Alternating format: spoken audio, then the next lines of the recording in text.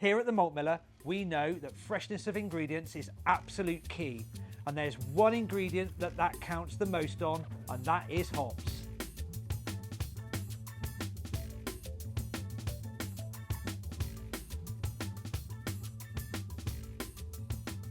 So Rob and I are here today at Malt Miller HQ to talk to you all about hops, specifically the care we put into taking care of all of those hops before they head out to you in your deliveries, and how we package them and some of the benefits that you get when you choose us to supply your hops. So to kick things off, Rob, maybe you could take a moment to explain to the customers at home what efforts we go to source the widest selection of hops possible for them. This is a really important starting base, and this is where the quality of the hops goes right throughout the Malt Miller.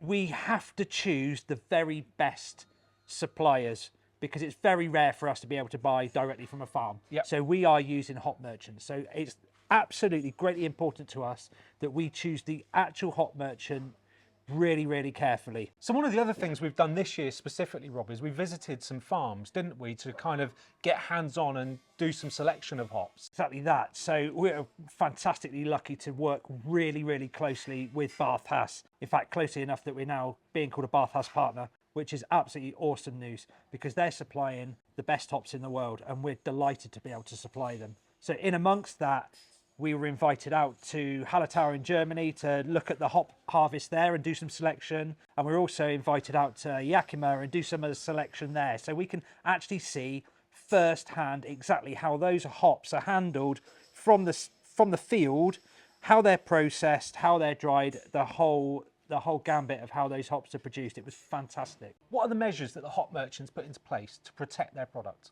Okay, so there's three things that have to be really carefully considered. Hops cannot have any oxygen contact or light contact, and they have to be stored cold.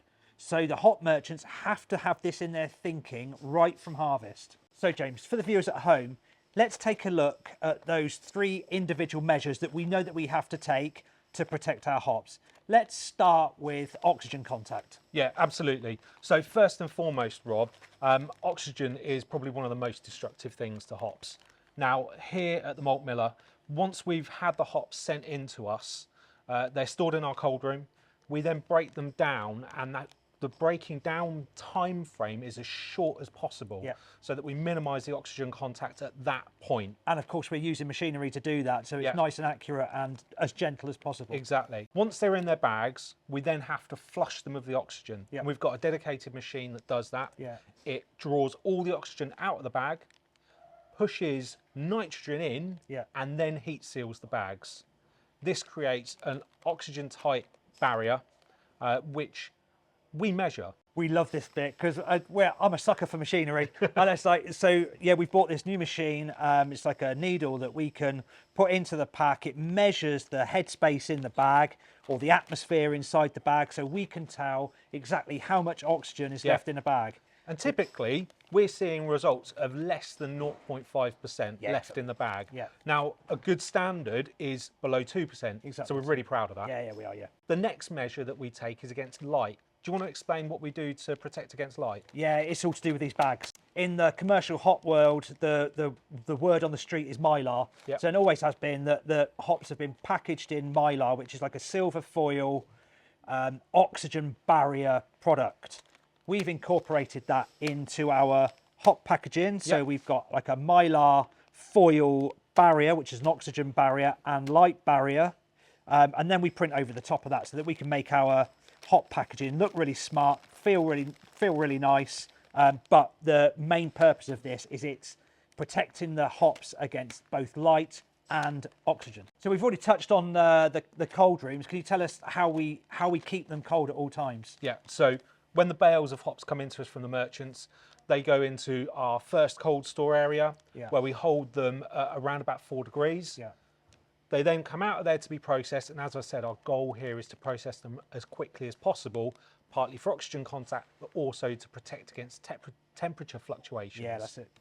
Once they've been put into their 100-gram bags or whatever weight we've measured them out into, they go into our other cold room, which is where our pickers and packers go to select them when you order them at home. Yeah, so we have a bulk storage hop room that's cold, and we have a picking hop room that's also cold, so they remain cold the whole time that they're here. Exactly. Yeah, cool. So many of you at home that have been shopping with us for a while will probably have noticed that we've made a recent change to our hop packaging, and we have talked about this previously in other videos, but Rob, maybe just touch on it a little bit deeper now. Hops were always vac packed, and this goes back to leaf hops. Whenever you get hops, or almost exclusively when you get whole cone hops, they're always vac packed.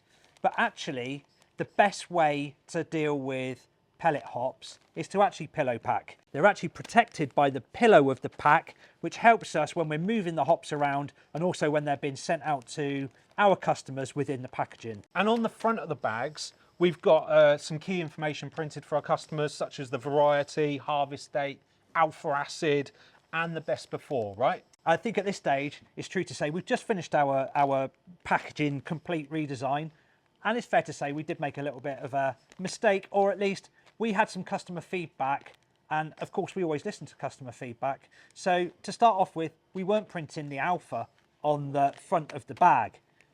Customers shouted quite loudly, we listened, and we've rectified that situation. So we are printing the alpha acid content of the particular hop on the bag, ready for the user, can just see it there in front of them. So actually this leads us on to something that we're really excited about, a really innovative product within our hop packaging that is the QR code. So James, please fire away, tell us about it.